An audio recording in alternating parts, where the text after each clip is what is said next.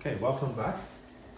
So this is the second class on number theory. So we're going to call it 1, 2. We're going to call it 2, 1. And the topic today is going to be called linear Diophantine equations. Does anyone know what that is?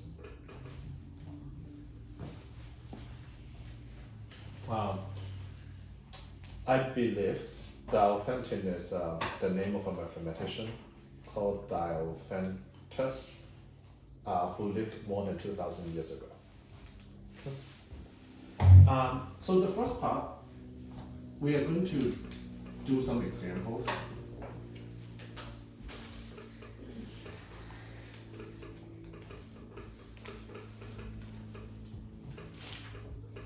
Now, after we did the homework last time, one thing that I hope is very, very clear to you is questions or problems in number theories can look deceptively simple. If you have a question that looks simple, it doesn't mean that they are. Okay. So in this class, after we finish the lecture today, there will be homework that would look simple, and they are simple because it is what we teach in class, similar to what you do in school. But for this type of questions, Diophantine equations, which you will very soon kind of learn what that is, are questions that come up with a range of difficulties, including in a lot of mathematics competition, etc. So they could look really simple, but they can be just as difficult as you can get. Okay. So let me give an example of what that is. It goes like this.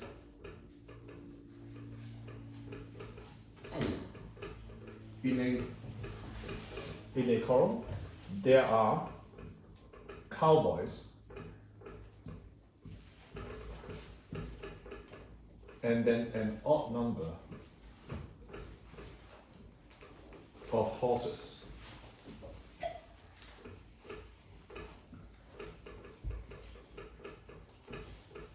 There are 20 legs in all. The question is, how many horses?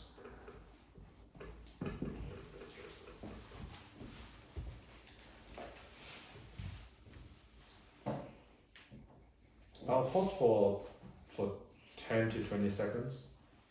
Does anyone know the answer?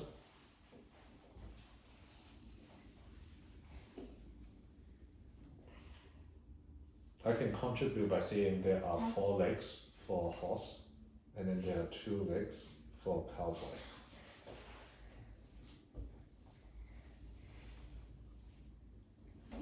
One possibility is that there would be 3 horses, and then there would be 4 cowboys. Does it work? Yes. Wait, I said 3 horses and 4 cowboys, right? So 3 times 4 is 12, and then 2 times 4 is 8, and 12 plus 8 is 20. Excellent. How did you get to the answer? So, I was thinking that, of course it isn't 1, and of course it isn't 5, because then, 5 is all the legs, and so I tried 3, and then it worked. Did anyone hear that? It's actually a very smart approach. Okay? But it's based on a very good assumption that I didn't trick you. There is an answer. Okay, that was an assumption. But it is a very smart way of doing it, not 1, not 5. And the question said it is an odd number of horses. So then naturally you'll try 3. And if the answer is not 3, then that means I was trying to trick you. Okay? So in equation, so it will be something like this. if H is the number of horses, C is the number of cowboys, it's basically, we are saying this. Does everyone agree? Like, basically the question says, the number of horses times 4 plus the number of cowboys times 2 is equal to 20. That's the number of legs. Okay. The equation then is basically trying to find solution that are integers. And there's a fancy term to it called find integral solutions.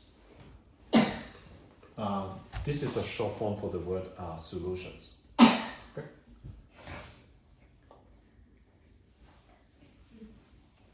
SOL'(N)S,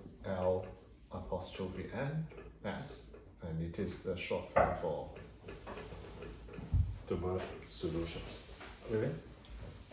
I did this at school, except it was a much harder one. It said there are 34 legs in all, and then there were, I think, 13 animals. Mm-hmm. Yeah, 13 animals. And then there were cows and ducks. Does it also give you the number of legs? What? Or just number of animals? It gives you, it gave us a drawing of them so we knew how many legs. Mm-hmm. Yeah, this is the type of problems that we'll talk about today. And you will soon find out that there are, I think at the end of the class, you basically have a way to figure out whether there is a solution or not. Okay, but let's kind of finish this illustrative example.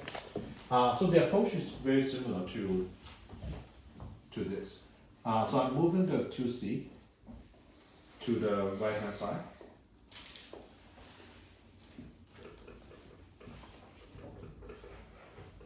(20 minus 2C), and then I divide both sides by 4.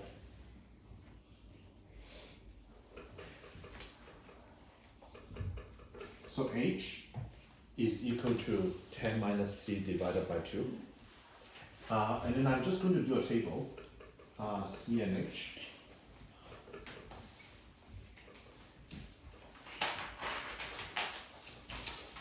So there's a requirement that both of the number has to be integers. So C, let's say start with 1, then you quickly realize it cannot be an odd number because 10 minus 1 divided by 2 is not an integer. Okay. So then we basically just going to try C is equal to 2, then what is H?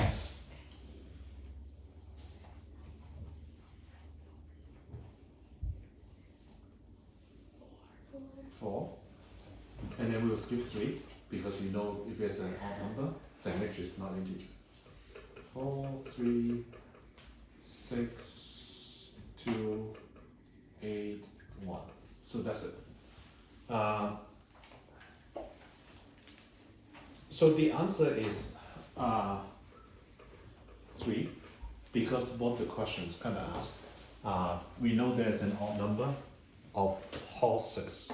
Okay, so it's specified there's more than one. So therefore this is the solution. Okay. So let's try a slightly more complicated one.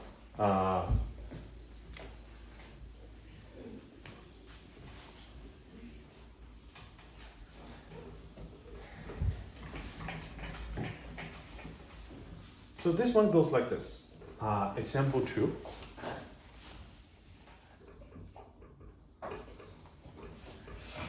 A boy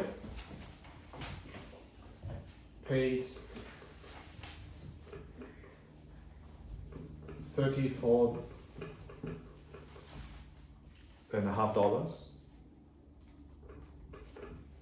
for apples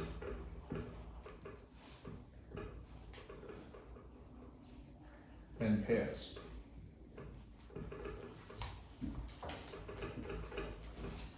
If pears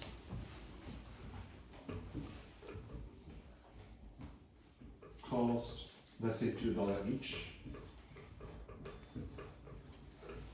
and apples costs $1.50 each.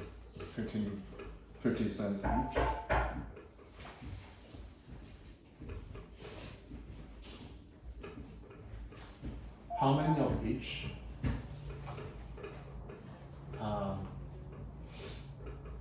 Did he buy? Is the question clear?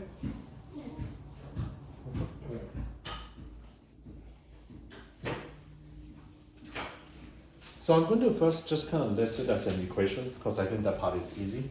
Can someone tell me? Similar to the previous part, 4 times h plus 2 times c is equal to 20. What would be the equations for this one? Olivia?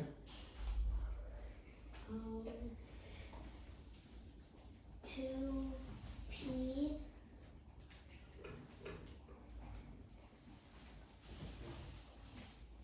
equals 34.5 minus 1.5a. Okay, I'm going to move 1.5 here, okay? I think you're helping me with the step, but let's kind of start from here. So people don't like decimal numbers, okay? So to make my life a little bit easier, I'm just going to multiply everything by 10.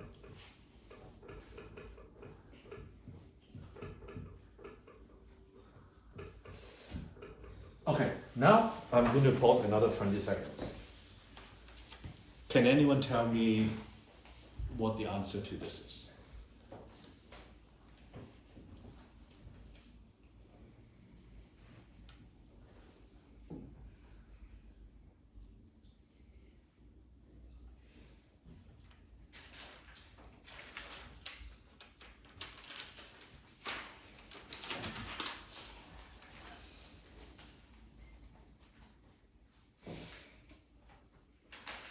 Is there only one solution?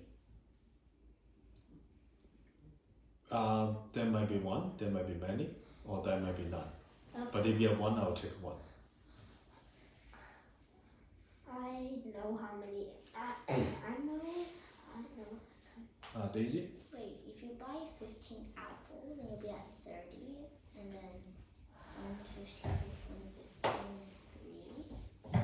So then use, I think if you buy 4 pears, and then 15 apples. Olivia? 15 pears and 3 apples. Okay, 15 pears, 1 apple. You said Pears and 3. Okay.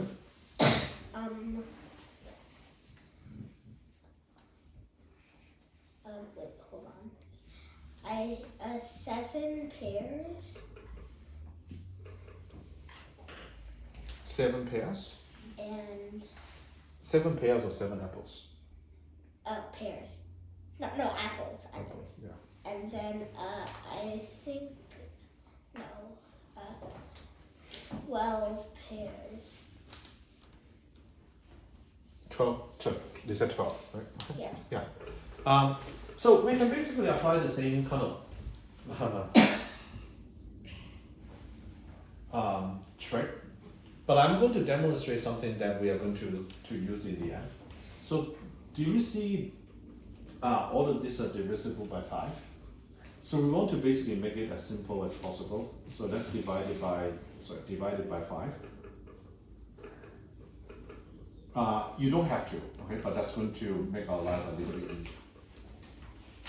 So using the same trick, we basically say now P is equal to 69 minus 3a divided by 4.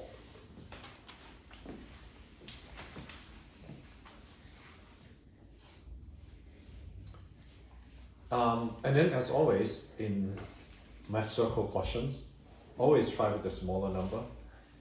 So if it is 1, you got 66. 66 is not divisible by 4. Okay. So you try 2, then it is an odd number in numerator, so it's even worse. So if it is 3, then you got 15. And we will not try even number again. Okay. So we try 5. Does it work? No, because then it would leave 54. Mm-hmm. And 54 is not divisible by 4. Okay. And then 6, and then 7. And what is going to be the next one that works? 11 and 9. What about the next one? 15 and 6. Any more?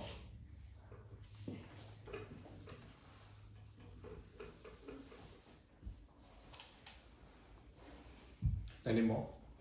19 and 3. Okay. And this should be the last one.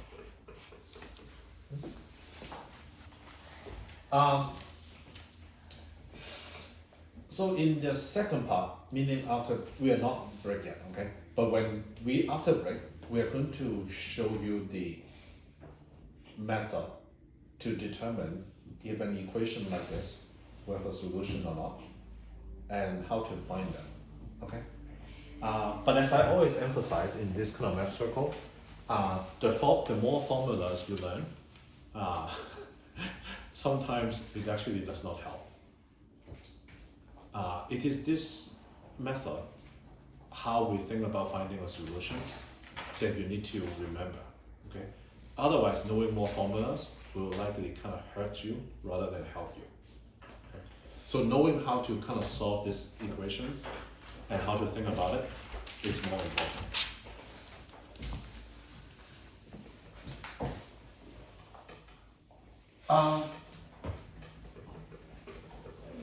So in general, the application of number theory is very rare.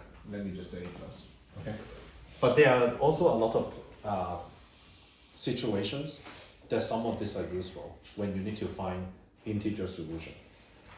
So I know I asked kind of this class many times before, so I'm not going to ask again.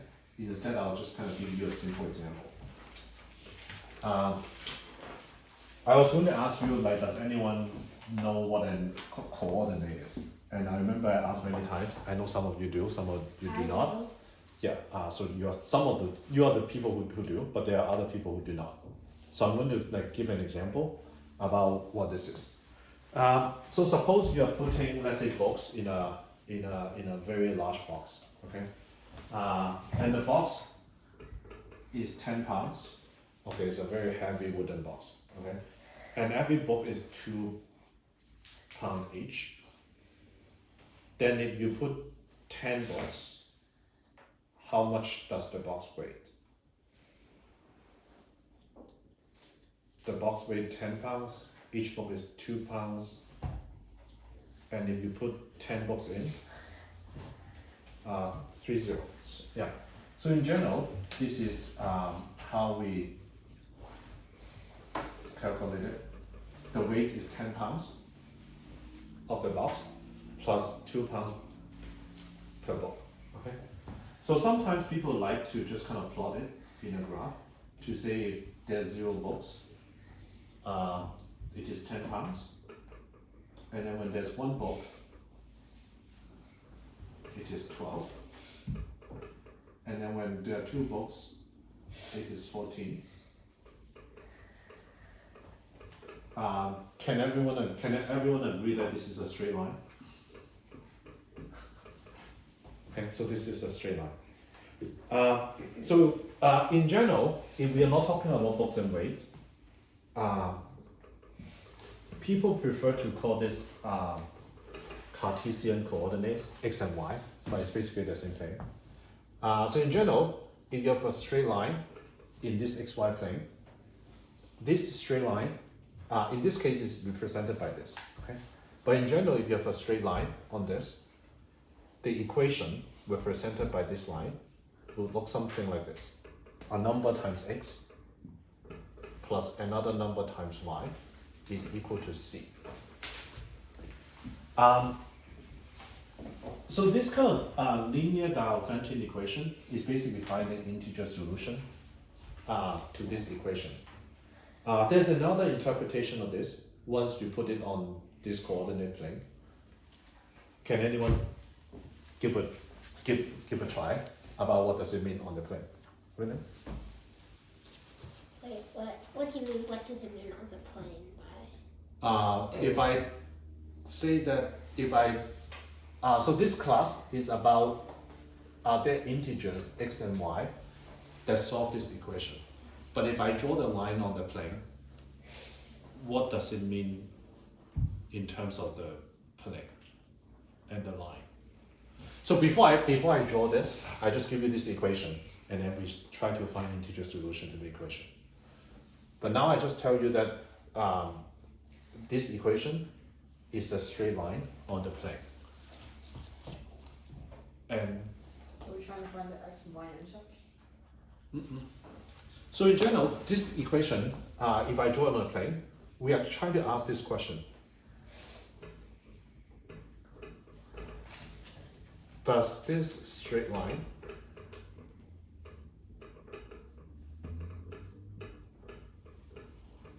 pass through what we call lattice points, which basically means xy, where x and y are integers. Basically, does this straight line go through any of these coordinates that are integer?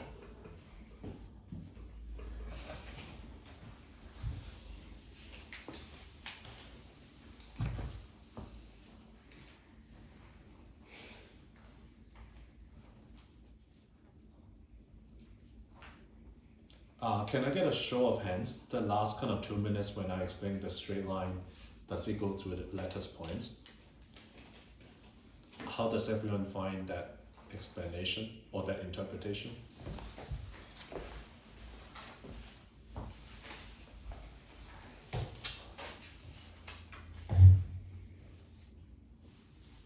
Isaac, is that your sign? Okay. Cool. Yeah, I think that's a good point to break, and then we'll come back talk about how to solve this equation in general.